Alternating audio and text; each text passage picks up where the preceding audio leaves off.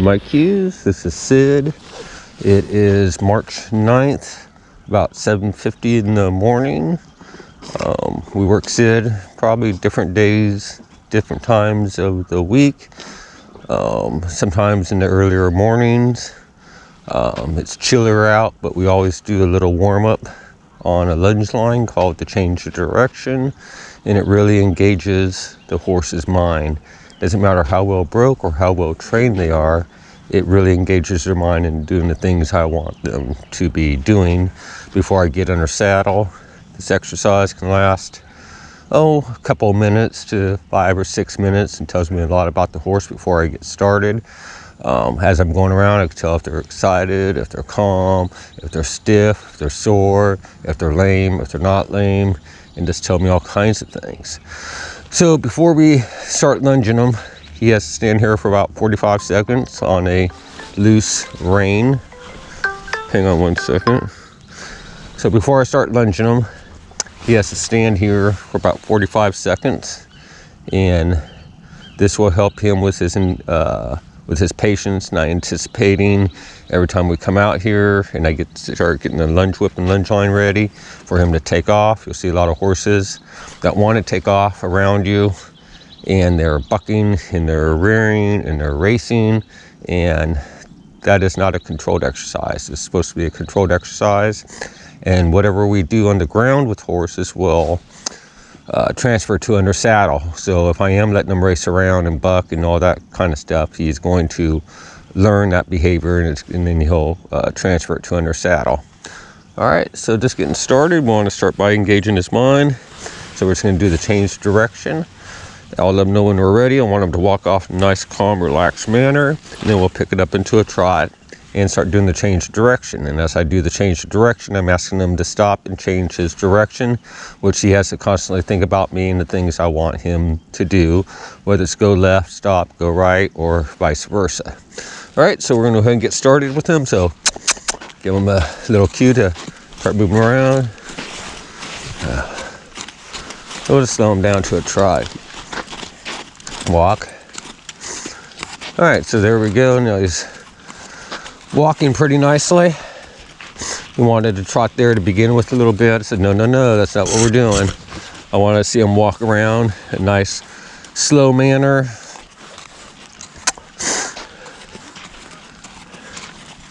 And I didn't get to see a whole lot of Sid in January or February because I was sick, and finally got better at the end of January, and then February we had a lot of rain down here, plus my girlfriend would come home and she'd have to keep going getting tests for the coronavirus because she was at work with other people that they came down with it, then she had to go get tested, and then since we lived together, I decided to stay home until she would come back with the test. They always came back negative, so then I felt good to going back to work and being around people again. The virus has been a complete pain in the butt this year and last year, but it seems to be getting better now with the vaccines coming out. All right, so we have him going to the left pretty good, so now we're going to do a change direction. So I'm going to switch hands. I'm going to ask him to slowly come to a stop, ask him to go ahead and switch his direction. That was very, very nice for Sid to do. Yeah.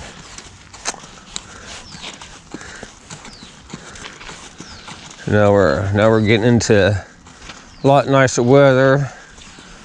There's still some things I need to finish up with Sid here in the next couple of weeks. Since I didn't really have a whole lot of time to ride him in January and February, gained a little bit of weight, but we'll get that weight off him here in the next couple of weeks, or get really started on it. And still need to, what I wanted to do in January and February was really get that practice his will and stop, but now we're gonna have to do that still here next couple of weeks. It won't take me more than a few weeks to do it. And he was doing really good on his neck reining, and we're gonna go ahead and finish up his neck reining, and he'll be good to go after that. There's been some bad reports of him racing home by other people that he was racing home, and they went to get off, he'd rip away from them and run home, and I just don't see how that's possible. But we're gonna do everything here today on the video that can show how he's doing, and that I don't know what happened that day, but we'll just show what's going on today with him. So I'm gonna go ahead and do another change direction. So I'm gonna lightly pick up the line and just ask him to go ahead and change direction. He seems nice, calm, relaxed. So now we're gonna do a little bit of a trot. Right there, good. That's pretty nice. So he's pretty nice and nice, calm, relaxed. He's very, not trying to pull or anything. So he's doing really good here.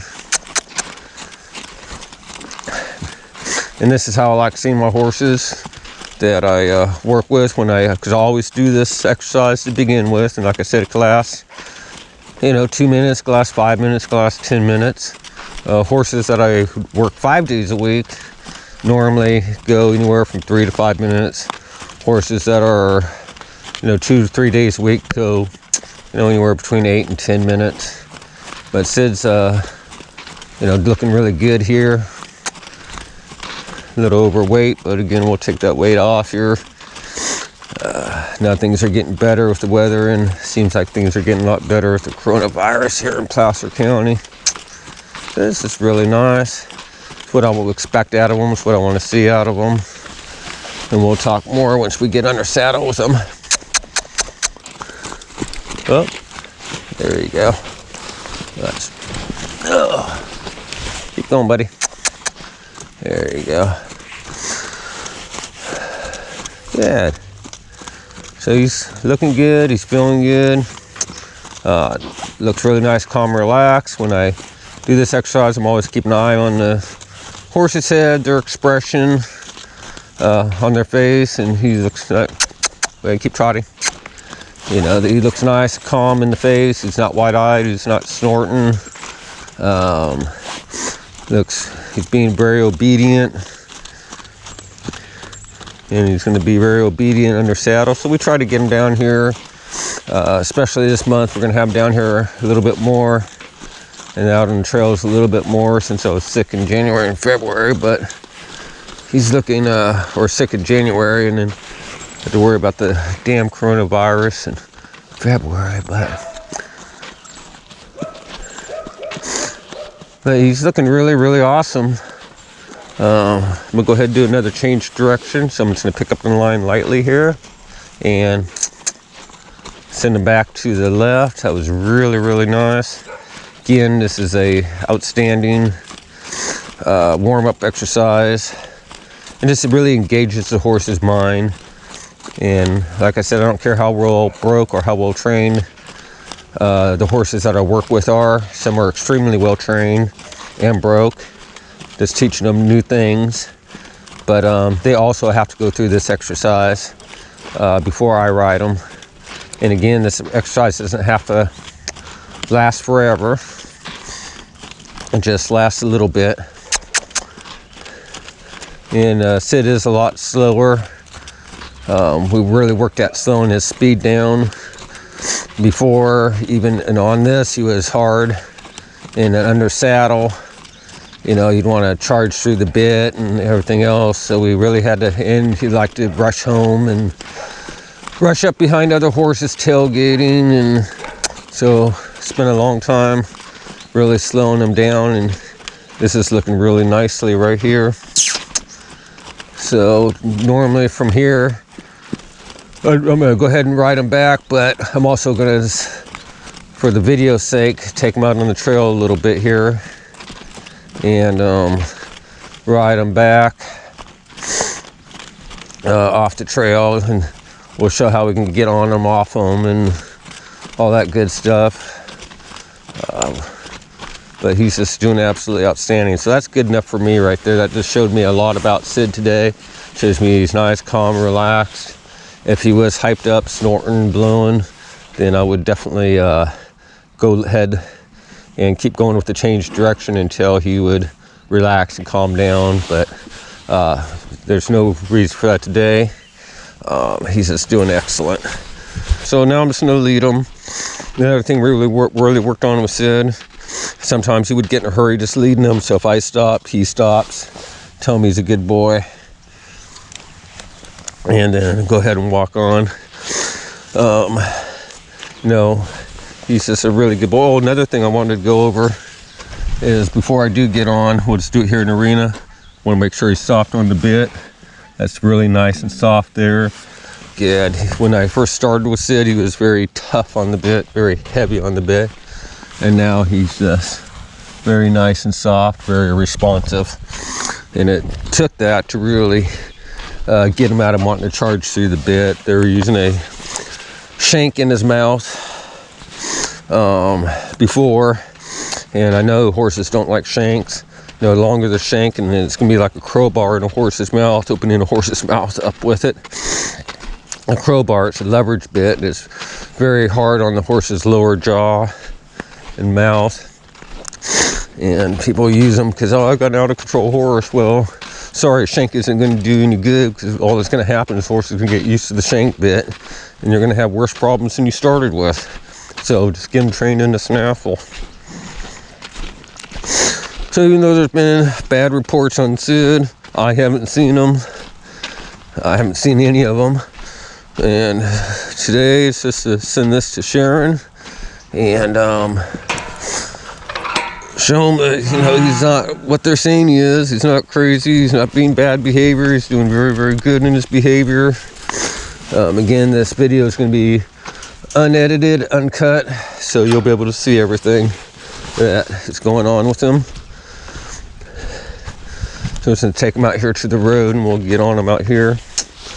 Good. So I'm going to go ahead and check my cinch. It's nice and snug. Then we'll go ahead and get the lead rope around right about there. That's good. I'm going to bring him out here a little bit more. Okay, so when I get on, I'm going to go ahead and flex him towards me a little bit. The reason I flex him towards me is because I want him paying attention to me when I get on and I get off. And that way he's not gazing into the stars or the horse or anything like that. Well, relax. There, he just thought I wanted him to disengage his hips. It's fine. Now on a loose rein, we're going to stand here anywhere from 30 to 45 seconds before we start moving off. That way the horse doesn't start anticipating taking off on us. When we get a foot in, more people get hurt mounting and dismounting than they do under saddle or on the ground, because the person puts their foot in, the horse takes off, they get drugged, they fall underneath the horse, they get kicked, whatnot. Oh, isn't this exciting? Oh, you're fine. Hey. Well, I guess that kind of covers the desensitizing part with the dog running up to him, charging him. That's a good boy, Sid. And he just stood here like a champ on a loose rein. Yeah, you could stand still a little bit longer. So once he stands still for about 45-30 seconds, then we're going to go ahead and pick up a rein. I'm going to go ahead and flex him. Want to make sure he's nice and soft. And flex him on this end. And everything we've done on the ground with him, changing the direction here today and doing this under saddle, this is just really good horsemanship. This is the interaction between the horse and the rider, the trainer and the rider. Whatnot, getting this interaction with you and the horse is the relationship. We always want to know how our horses are feeling. Go ahead and stand still, Sid. Good boy. We always want to know how our horses are feeling. You can stand still. We want to know how our horses are feeling. And just doing that little interaction on the ground with the change direction with him is always good. So you wanted to move around there a little bit. Let's go ahead and stop him. Now he's got to stand here a little bit longer at a standstill. Then we'll go ahead and start heading back and head out on the trails a little bit. All right, that's pretty good. So I'm gonna go ahead and not going to ride with contact because he's not an English horse, not a dressage horse, and there's no reason for me to ride with contact with him. And this is a good speed. Yeah. So this is kind of really nice here. Good boy. Yeah. Nope, not going that way. Yeah.